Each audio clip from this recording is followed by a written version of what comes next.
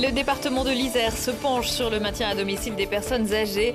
Isère Adom est entré en phase de test pour 2 ans. Ce dispositif combine des aides humaines et techniques. Vous vous souvenez peut-être de ces images de la vice-championne olympique Marie Martineau brandissant ses skis après sa course. C'est dans ce petit atelier à Saint-Pierre-de-Chartreuse qu'ils ont été fabriqués. Et puis les espoirs de l'escalade européenne avaient rendez-vous à Voiron le week-end dernier. Une compétition en vitesse et difficulté et une quinzaine de médailles pour les Français. Bonsoir à tous, ravi de vous retrouver dans ce JT du mardi 10 avril 2018, toutes les heures à partir de 18h. L'essentiel de l'actualité du Grand Grenoble en moins de 10 minutes. En France, les plus de 85 ans seront multipliés par 3 à l'horizon 2030. Le maintien à domicile est un enjeu crucial. Avec Isère Adom, le département propose d'une part une plateforme web et téléphonique et d'autre part un accompagnement personnalisé pour 4 profils différents suivant le degré d'autonomie. 4 territoires ont été retenus pour tester les services, dont l'agglomération grenobloise. Lina Badreddine. Rester chez soi tout en étant surveillé à distance par une équipe médicale, c'est ce que propose le dispositif Isère Adom. Jacques est octogénaire, il fait partie de la cinquantaine de seniors qui expérimentent le système. Je prends ma tension, quand elle s'affiche, je presse sur le bouton et ça part également, c'est connecté et sur une plateforme. Lorsque Jacques se pèse ou mesure sa tension, les résultats sont automatiquement envoyés sur la plateforme que le personnel soignant consulte. S'il ne le fait pas, l'équipe médicale le contacte rapidement pour s'assurer que tout va bien. Vous voyez, je peux être... on me pose des questions auxquelles je réponds. Je pense que c'est un contact qui donne confiance. Je crois que c'est ça qui est important. Je me répète, mais pour les personnes âgées, c'est avoir l'impression qu'on s'occupe d'eux. En plus, d'autres fonctions sont proposées à l'usager. Par exemple, Jacques va prochainement bénéficier de séances de coaching sportif. Le but que nous poursuivons, qui est un but important, c'est d'accompagner le vieillissement et que les gens vivent et vieillissent en bonne santé. Je crois qu'on décrit parfois trop l'outil informatique comme un outil d'isolement. Là, pour la personne à domicile, c'est vraiment un outil de connexion avec le monde extérieur et c'est un outil qui lutte contre l'isolement aussi, parce que derrière l'ordinateur, il y a des hommes et des femmes qui travaillent. Physiquement, c'est Lionel qui surveille Monsieur Mute et synchronise les professionnels. Typiquement, là, on fait un suivi qui est simple, mais si on n'avait pas ces outils connectés, peut-être que dans quelques temps, Monsieur Mute ne pourrait peut-être pas rester à domicile. Avec ça, on va prolonger ça. Il peut rester ici, dans son quartier qu'il apprécie, à côtoyer les personnes qu'il aime. Donc c'est sûr que s'il peut le faire dans les meilleures conditions possibles et le plus longtemps possible, c'est bien pour lui, c'est bien pour tout le monde même, j'ai envie de dire. Pour le moment, disposer du système est gratuit, mais le modèle économique est encore à l'étude. Moi, je suis content de rester à la maison et j'espère y rester le plus longtemps possible. La phase d'évaluation finale débutera en 2020. Où sont les jeunes? Le mouvement des jeunes socialistes de l'Isère jette l'éponge. Lors d'un congrès il y a quelques jours, les représentants des fédérations ont décidé de dissoudre le mouvement. Proche de la motion B de Benoît Hamon, ils vont rejoindre Génération.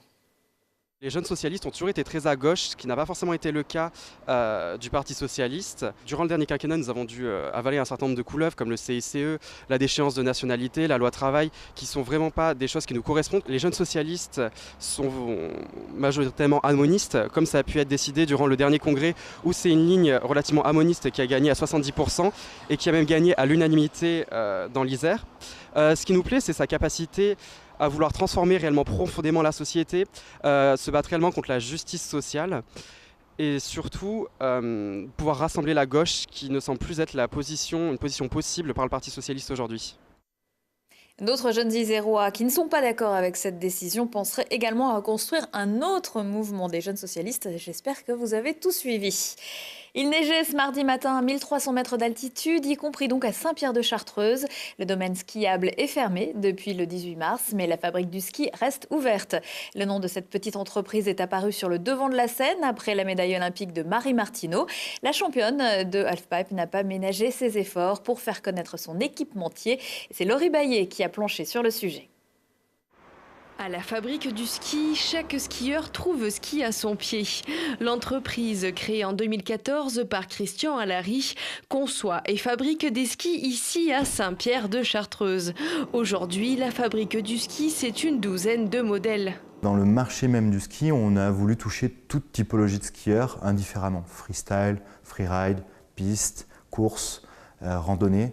Et c'était quelque chose qui était important pour nous, de ne pas spécifier notre clientèle ou d'avoir une image qui soit trop associée à un type de pratique ou à un autre. On voulait rester généraliste. C'est parce que c'est vraiment ce qui nous botte et ce qui nous motive d'être capable de toucher tout le monde et toute typologie de skieurs.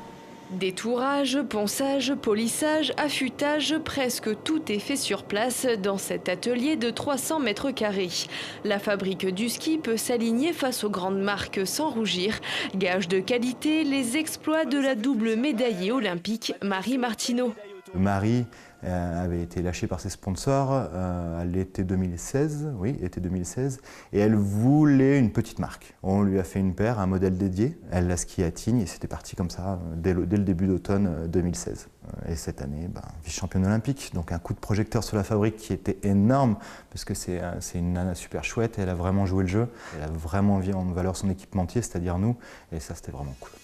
La fabrique du ski base son modèle économique sur la vente directe à la fabrique ou par Internet. Un choix qui permet de produire en France mais qui limite en termes de volume. Les planches fabriquées par la fabrique du ski portent même des petits noms comme Où tu veux, quand tu veux, L'orage gronde ou De bas en haut pour des tarifs compris entre 600 et 900 €. Trop mignon, le domaine des Fauves à Fitilieu accueille depuis quelques semaines de nouveaux pensionnaires. Ces 3 petits chats du Bengale, 2 mâles et une femelle, sont nés fin janvier, mais sont présentés au public depuis ce week-end. Ils sont en pleine forme et jouent beaucoup. Des naissances rares, seulement 3 ou 4 parcs en possèdent. Ces petits félins, appelés aussi chats aux 1000 écus, sont menacés et chassés notamment en Chine et Asie du Sud-Est pour leur fourrure. Voiron, mec de la grimpe, désigné pôle olympique pour la préparation des champions français qui tenteront leur chance à Pékin en 2020. La capitale de la Chartreuse a accueilli le week-end dernier la Coupe d'Europe d'escalade espoir. 283 athlètes représentant 18 nations. 2 terrains de jeu, le campus de la Brunnerie pour la vitesse et le gymnase Lafaille pour la difficulté. C'est là que Mathias Araez a assisté au final dimanche. Pour assister à une Coupe d'Europe d'escalade, il ne faut pas avoir peur des torticolis. À Voiron, les meilleurs espoirs du vieux continent se sont donné rendez-vous pour une étape de vitesse et de difficulté. C'est la première fois que la ville accueille les 2 disciplines à la fois. C'est gratifiant, nous, ça fait tous les 2 ans, on organise un gros événement ou un championnat de France ou des épreuves européennes. Donc on avait déjà fait il y a 6 ans une Coupe d'Europe. Et là, on revient sur cet événement en espérant revenir encore plus régulièrement dessus. Avec la récente homologation du site aux normes olympiques, le monde de l'escalade en France a, semble-t-il, trouvé son fief. Toutes les fédérations sportives ont des lieux d'entraînement de haut niveau. Et en France, pour l'escalade, c'est Voiron. Pour la difficulté à la vitesse et la préparation olympique. On a un autre pôle à Fontainebleau pour le bloc. Mais ici, c'est vraiment le hotspot de la préparation olympique pour l'escalade. Pour les jeunes du club voironnais engagés dans la compétition, on ne gère pas la pression de la même manière à domicile. C'était énorme de faire une compète devant son public, en plus faire un podium, j'y reviens même pas encore. Pour moi c'est un peu plus dur parce qu'on connaît le mieux, il ne faut pas faire d'erreurs, du coup c'est un peu plus dur qu'à l'étranger. Confrontés à une vingtaine de nations pour environ 280 grimpeurs, les Français ont surtout noté l'ambiance du gymnase Lafaille. Ça faisait longtemps qu'on n'avait pas fait de compétition internationale avec l'équipe de France et ça fait du bien de revenir un petit peu sur le niveau international. Il y avait beaucoup d'ambiance, je trouve, par rapport aux autres Coupes d'Europe qu'on a dans les autres pays. Après, ce n'est pas énorme par rapport aux autres aux Coupes du Monde et les compétitions en senior, mais c'est normal. S'ils sont nombreux à être sur la bonne voie, il reste encore du travail avant de passer le cap du très haut niveau. Pour espérer aller au-delà, comme beaucoup le désirent, il faudra bien évidemment garder les pieds sur terre. Les Français ont remporté 15 médailles dans le week-end, dont 6 titres, notamment pour Luce Douadi et Sam Avezou, qui était interrogé dans le reportage. 12 de perdus, 1 de retrouvé. L'ex-joueur du Racing, le demi d'ouverture Franck Pourtout, s'engage avec le FCG. Le joker médical de Clément Gelin vient de signer un contrat de 2 ans avec le club de rugby grenoblois.